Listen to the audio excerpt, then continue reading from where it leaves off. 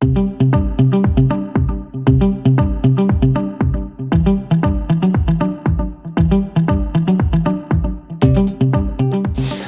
to another Beyond the Knife. We have Dr. John Barlow with us and a very special guest, Brooks, one of his sons. I've known John ever since we were in residency, and now John is a shoulder elbow surgeon at the Mayo Clinic, and he's also the program director for the best orthopedic residency in the country. In the world. In the world's best hospital in the world. In my opinion. I agree, because we're both products of it. So this is nice because we get to see how John kind of integrates his life and his work with his family. He's got 4 beautiful kids and just a wonderful family, and we're blessed to get to know them really well. So John, Brooks, thanks for being on the show. We're excited to be here. Perfect. Now, you guys have been ice fishing before? I've been a couple times before, never with the setup like this. So usually just a bucket and a pole and maybe an old-fashioned tip-up. And usually not catching anything. Okay. So that's my baseline for ice fishing. Got it. Well, this is a little more of a setup because when I take my kids out, they're kind of crazy, so I have to entertain them. And actually, most of the time, I'll come out set up like this, and then Laura will drop the kids off, or she'll come out for like 45 minutes, full of snacks. That's perfect. It's like covered in snacks, Just eat snacks, and then they leave. But every once in a while, they'll catch a fish, so they get really excited about that. So, John, you're from where? Grew up. I was born in Nebraska, Omaha, Nebraska. Oh, I didn't know that. Lived there until 6th grade, and then I moved to Hudson, Wisconsin.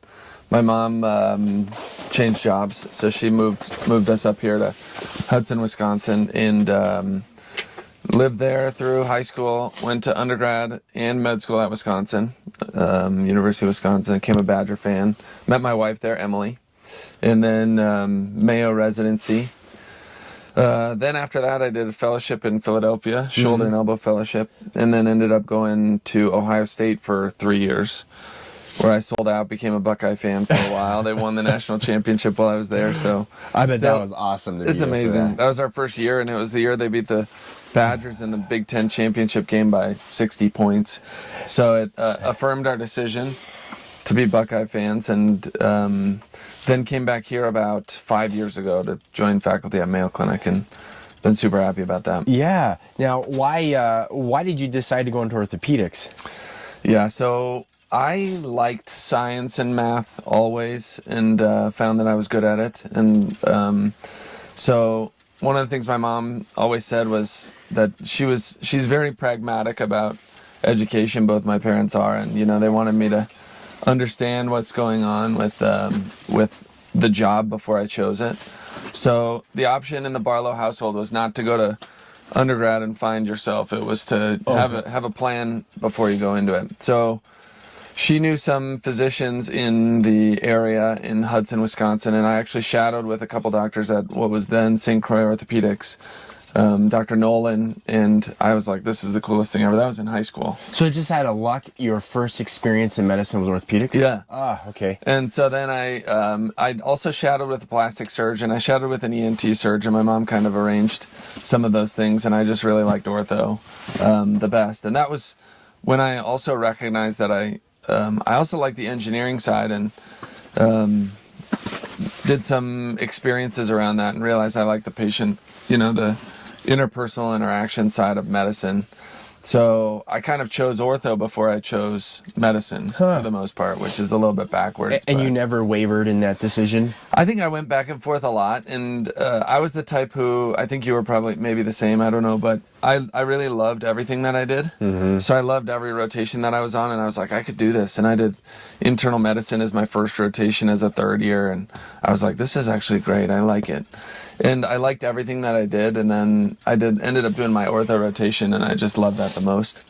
So it was like, it became compelling. But I thought about plastic surgery, I thought about cardiothoracic surgery, I thought about internal medicine and cardiology, and I kind of made my rounds and just opened my eyes to each one, but ortho remained the most sort of, I felt at home. I liked the procedures, I liked the patients, I liked the other orthopedic surgeons, and so it sort of chose me that way. And when did you decide on shoulder elbow? That was even harder. So I did the research year, which we both did at Mayo. We have the opportunity to spend a year doing research as second years, and I was thinking sports and thinking joints, and I was thinking private practice actually. And shoulder and elbow in private practice is a little bit unique. There may or may not be as many jobs, or there's a concern that there won't be as many jobs available if you do shoulder elbow. That was the fear at the time. So as I was thinking about that, my specialty choice is kind of tied with it. And then my mentors in my master's year were Joaquin Sanchez-Sotelo and Bernie Mori, and I was good friends with Mark Mori and Matt Abdel, your classmates and now faculty. And I did research with them, and I just loved them almost as much as I love the specialty. And so that was my first real thought about shoulder and elbow. And then what I really realized that I liked was I like the idea of there's a fish on there somewhere? On mine? No, on his. Oh, I wasn't even paying attention. I really like the I really like that I could take care of 18-year-olds and 80-year-olds. You know, I like the full spectrum of pathology, and I like the idea that I could do arthroscopy, trauma, and replacement. So I like to be able to do a little bit of each, kind of like your practice. You know, you get anatomic specialization, but then you get lots of different stuff within that. So that was what I liked, and I also felt really challenged by it. I didn't feel like as a resident I understood shoulder and rotator cuff and things like that very well. So I really liked both of those parts, and that's what ended up kind of getting me going with it. Got it. And then when did you decide you wanted to be involved in education then? Yeah, that was also kind of circuitous, because I don't know about most people, but I was thinking of private practice for most of my residency, and it was not until I started to in our residency program as a more senior resident, once you get more confident in your skills and expectations, then you get to be the senior resident on trauma services. So once I got onto the trauma services and I had junior residents, I realized that I really liked that part of it. You know, both the engagement of it with junior residents, but also I think it challenges you a little bit to be able to explain things well, to be able to defend your hypothesis, defend your diagnosis, defend your treatment plan a little bit better. So I thought that was really fun, and that was when I started to really think about education. And then when I started at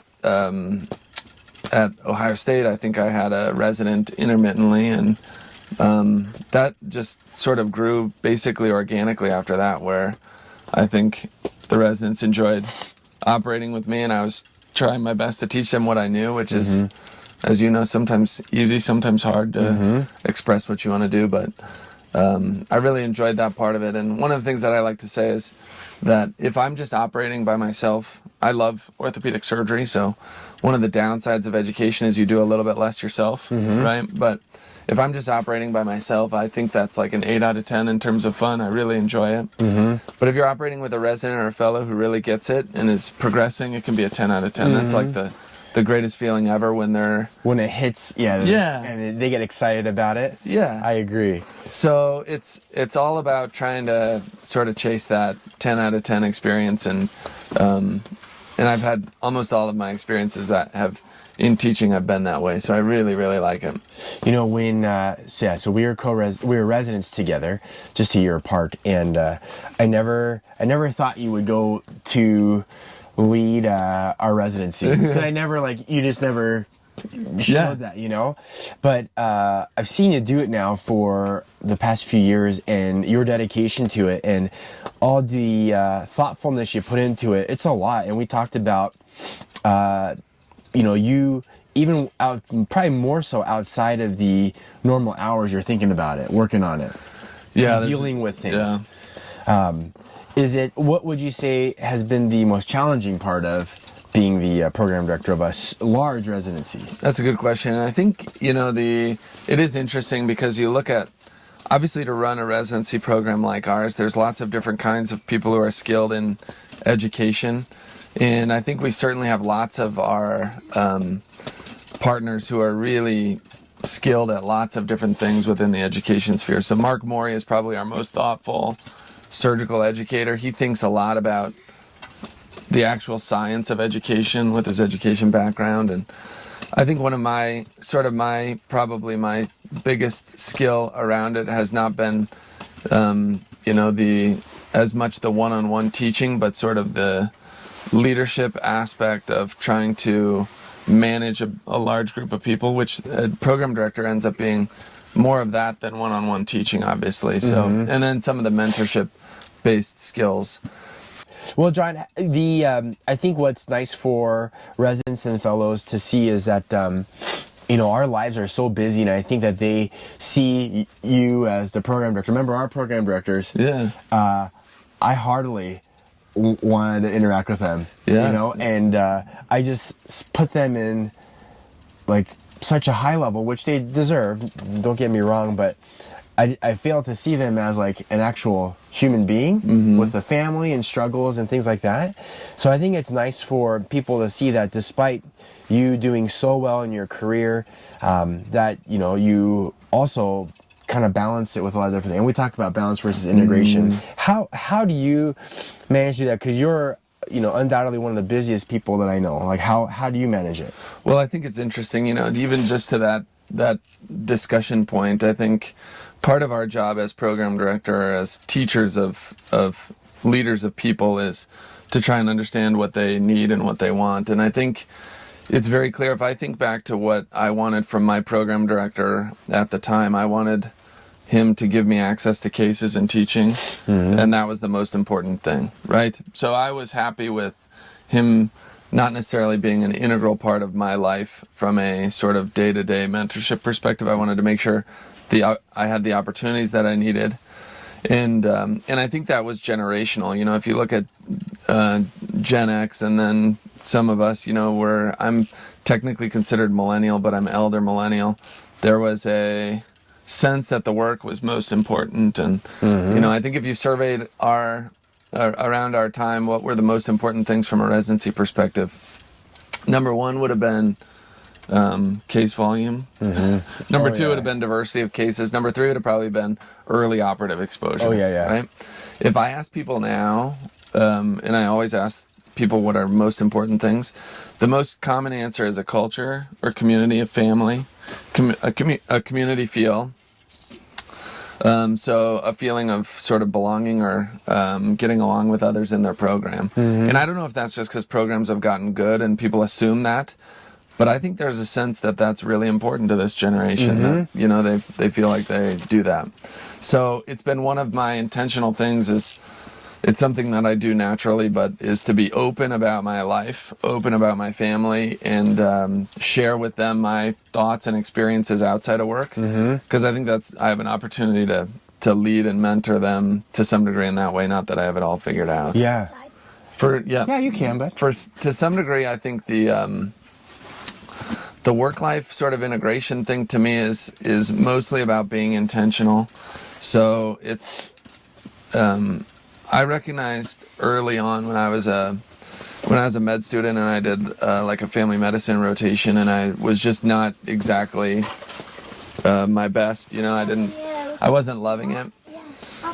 And when I did that, I was working not that much. I was working 40, 50 hours a week, and they were pretty easy on me, and I was just not that great of a boyfriend at the time. I was a boyfriend, and then I would do general surgery, and I would be grinding and working really hard, and I was a better boyfriend at the time and a better human.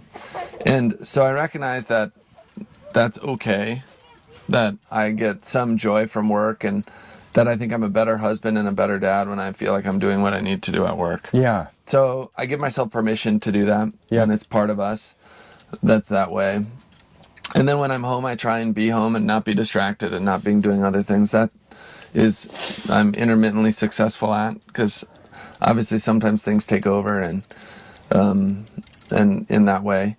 But I as a part of my personality tendency, I tend to be a little bit of a procrastinator, which I think is somewhat helpful for these things, because then it's like I'm focused on getting one task done at times, and my family knows that they're not going to see me quite so much that day. or that evening. But then for the other times, I'm sort of fully at home and doing those things. And the final thing that I would say is I think oftentimes we try to we this is my personal perception from my parents and my dad, but I think oftentimes we want to we'd rather win the Dad of the Year award than do the small important things, so I could be the the coach of my kids' teams and the PTA president and some of those things. And I think if that comes at the sacrifice of actually one-on-one engagement with my kids, I would rather focus more on the specific one-on-one engagement with them. So I'm glad that people are willing to coach and do those things. But for me, with my time limited, I'd rather watch Brooks play baseball and spend time with Kylie on the sideline and Quinn in a direct way than, so I think those little things mean a lot,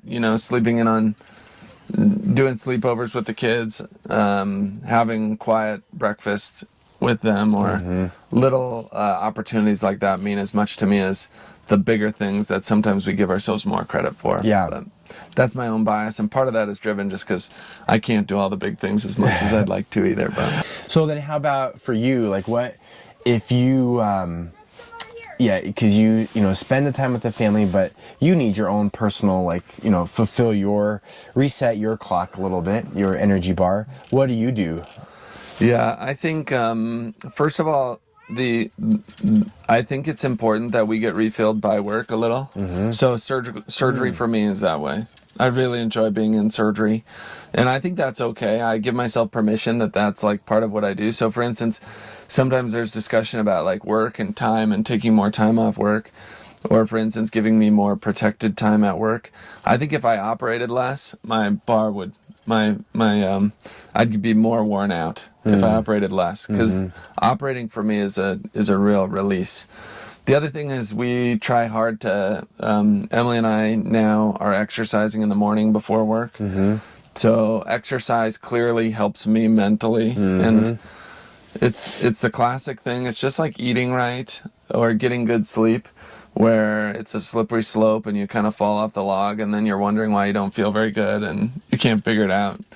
And when I exercise, I feel a lot better. I feel a lot better. And then I think the other recharging things for me, I really like reading, so I'll read books. Most of those books are actually, strangely, the books that are energizing for me are in two categories. I really enjoy kind of the leadership books, I'm reading Give and Take right now, about givers and takers. Chris Camp told me about that one, so I'm reading that. And for whatever reason, that sort of makes me excited about different things. And then I like reading some Tim Keller, C.S. Lewis, and some of those books. I think that centers me in my faith, and oftentimes can be energizing. Yeah, no, that's great. I think you definitely need that, and I think that early on in your career you neglect that. Yeah. You're so busy, and most residents and fellows are building their family. You have little kids at home, and you do have to push that aside a little bit, but then even if it's like the time just to work out and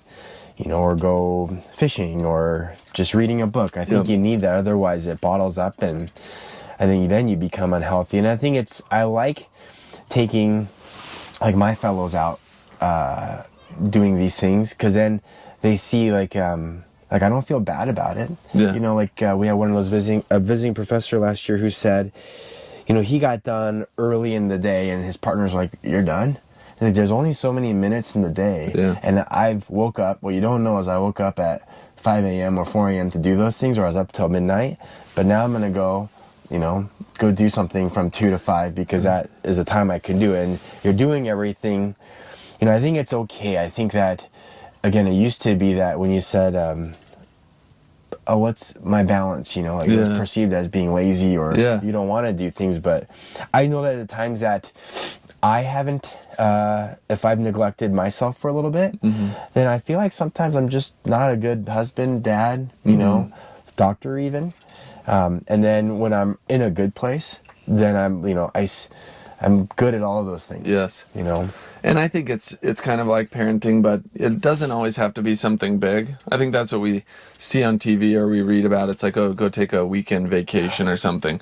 It could be an hour here or there. It could be, it could be a slow breakfast with coffee and a book, Yeah, right? Yeah. And you can get a little bit back, you can work your way back little by little that way, and I think we always want it to be kind of in the Instagram society, we want it to be Instagrammable. Oh, Ooh, there's a you fish got on something. mine. Yep. Okay, start raising it up a little. We want Oh, it there to be, they come. There they oh, come. there's a school. Okay, so then we're gonna drop it down. Should I drop back in? Yeah, drop down and then slowly raise up. Oh, there's a big one. Okay, slowly raise up. A perch. And then just you watch. got a perch on yours. Watch the tip there. Oh. There's a perch. So raise yours up, John. It looks bigger on the screen. I know. Okay, slowly raise up, They're not raise up. following. Oh, here he goes. Okay, raise up. Now watch your tip. Okay, drop it down again. Drop it down. Let's find some hungry fish down Exactly. there. Oh, there's a ton of them down there. Good. And then slowly raise up. Okay, good. Watch your tip. And then at some point stop jigging. Raise up a little more. Tough to see if there's one with you. Raise it up a little bit quickly. Okay, drop it back down. Okay. The man, the myth, Peter Reed just caught a lunker. Absolute lunker. Lunker. Absolute hog of a perch down They're there. still down there. One of the things that I work really hard at is to be decisive about things. So Like in the operating room or just no, everything? yes, in general, but like especially with my administrative or other work, program director work or things like that, there's often times where I know that you could spend 5 hours of, this is from, I think it's from Tim Ferriss. I don't know if you ever read any of his stuff, but he's a kind of a management guy. And he talks about like thinking about your energy level, you know, or your, let's say your focus level as another thing. And he talks about like, it's kind of like the flow. Have you heard about flow states, you know, trying to get into a flow state or, you know, those situations where you're really feeling like you're just dialed in and you can really be super effective at things. Okay. So there's these times that you feel like that. And I really try to focus on those. So one of the things he talks about is like in your energy level, when you're working to get to a 10, to get to your, like your best level, that's when you're like, you know, maybe you go into the office on a Saturday morning, you feel good, you got to work out in the morning, you go in for an hour, 2 hours, and you're really just crushing it. You're getting through emails, you're getting your work done. Oh, when you're in a really efficient state. Yep. So consider that to be like a 10. And one of his goals or one of the things he talks about is we should live at a 10 and then at a 2. Right? And a lot of us, the benefits of being at a 10 are so much better than the benefits of being at like a 6. And he talks about a lot of us living in this smoldering 6 kind of, you know, that's the email on your phone. Then you go to your computer, you do 2 minutes of work. Oh, I see. You know, it's like a smoldering 5 or a smoldering 4 or a smoldering 6. And you're better off to just let those times go and Keep those at like a 2? Yeah, get to a 1 or 2. And then go into work or sit in your home office and get to a 10 and crank stuff out. You do 3 journal reviews, you write a paper, you know, So I really think a lot about that from just sort of a, I call it being decisive. And usually if it takes less than 5 minutes, you should just do it at that moment. And so I really work hard for efficiency, trying to get to a 10, try not to be at a smoldering 6 for most of my life. And the rest of the time you're ice fishing. Dad, have you been the only one to catch one? Yeah, he caught a lunker. It was huge. It was huge. What if you caught that? Are you sure it was a perch? It was a perch. How do you know? Peter, was it a perch? It was a perch. See? Are you sure it wasn't a suckermouth minnow? What if you caught your sucker off the other line? That's what I'm saying. But it'd be hooked on. Do you know what a perch looks like, William? Can you describe one defining characteristic of a perch? It's a fish. Brooks? That is one defining characteristic. True. It lives underwater. Good job. Do you It have lays any eggs. others? It does legs. Any other It's characteristics? scales. Physical characteristics that might help you identify. It has a Unique. tail. How about this? Unique physical characteristics that might help you identify. It has gills. Do you know what it looks like, Brooks? Yeah, what? It has gills. That's That is unique. Nope, It it's has not guts. unique amongst fish, nor is guts. Do you know what it looks like, Brooks? It you looks seen like one, a William? perch. Hey, what is a perch? The coloring. Goldish. Oh, And what else is on what it? else? Black. If you're like Brooks, you'll know it's a perch because it has what? Stripes, Brooks. Yes. You knew that in your tiny Nice, little nice, bird nice, brains. nice. Good All right, too. Brooks. Let's see how well you know your dad. Okay. His favorite pizza. His favorite pizza, pepperoni. That's true. Okay. Favorite movie. Wait, just pepperoni? Just pepperoni, probably. Okay. Thin crust or regular crust? Regular crust. Regular crust. Regular is true. crust. Okay. All right. Favorite movie. He always complains when he gets things. Thin crust, that's true. His favorite movie. Okay. I keep messing Might this not have up. seen Marvel. One of the Marvel ones. Which one? Oh, Guardians of the Galaxy. Guardians of the Galaxy for sure. Oh, that one's so good. He likes calling Rocket Triangle Face. Triangle face monkey or a trash panda. Trash Panda. Okay. Which Brooks thinks is Triangle offensive. Face Monkey. Wow. Why do they call him a trash panda? Because he looks like a panda and you get to. Okay. Okay. Guardians, that's a really good one. That's one of my faves. That one's a good one. The first one. Yeah. Yeah. Yeah, Reg. Okay. How about favorite restaurant in town? Ooh. In town? I think I know this. Okay. There's a couple really good choices here, Brooks. Pie and Workshop? Pie is really good. Okay, Workshop is right up there. Also like Redwood Room for... Oh, there. Look at Brooks. Okay. Perch. It's coming. Okay, look on the camera. Oh, yeah. Right there on the It camera. does have stripes. It's going for it. Oh, I missed it there. Both is the same person. Oh, Brooks. Oh, missed it. Ah. That looks like it. Do they have like the fins like Sunnies? Gross. They do. I have a question. This is the hardest question I can ever think of that you I know. might have Oh, one. coming up. What is your dad's favorite color? Red. Go. Oh, that was it. Drop Set it the back hook. down. Yeah, you don't have to set need it. to set it. Just start reeling. Dang. You had it there. I could What? see it. Okay. More He's questions. still there, though. He's still there. Drop it down. What height is your dad? 5'11". We'll just stop there now. Brooks, how dare you? I mean 5'10". 6'1". John, you love to play volleyball too. That's right. And we have played on not the same team, which I'm still petitioning. I Yeah, think we that's should right. join forces. But every once in a while you'll sub and yeah, you watch your dad play volleyball. What would you think on average? Like 10 being awesome, 1 being like not very good. 5 is like he's One doing being okay. somebody who's never played before. Oh, better question. Because John's wife Emily Yeah. Fine. Okay, coaches. I'll move it up. plays. So okay, Brooks, who's better, your dad or your mom? It matters what they're doing. Oh, Okay. political. Okay. Who's Okay. a better hitter? You. Who's a better blocker? You. Who's a better passer?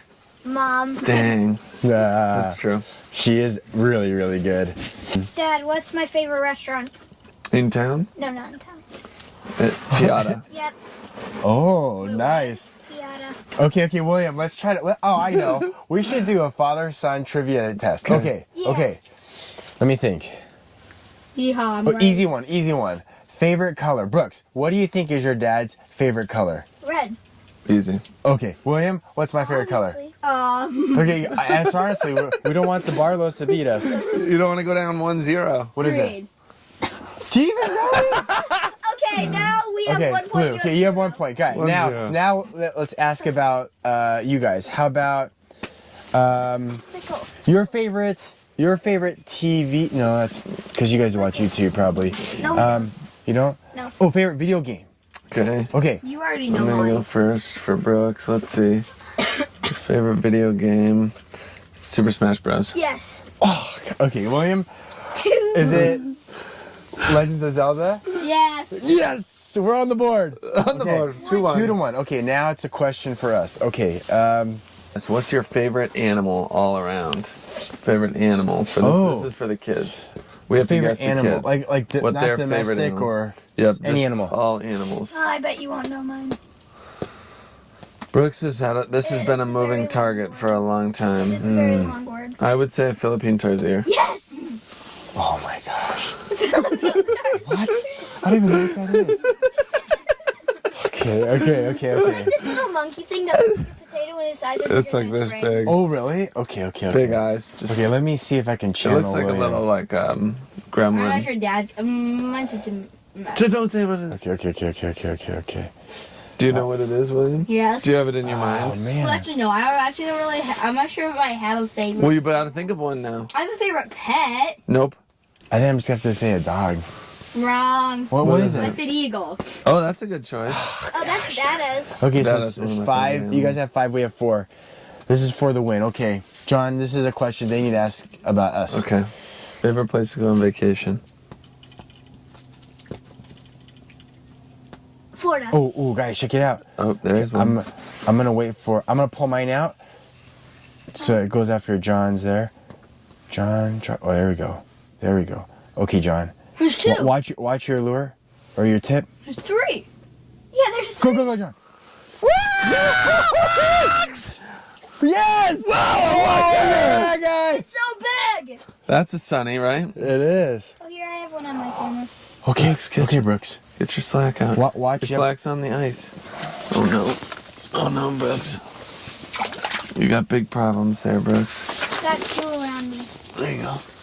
Yes. We caught one, Brooks. The Barlows won't be skunked. Are you way up here? Brooks, you said Florida. I've had. Florida is a little general, but yes, it would include Florida. Brooks, reel yours up a little bit. You got one on there? I don't think so. Okay. Oh, there's a bite. Get it, Brooks.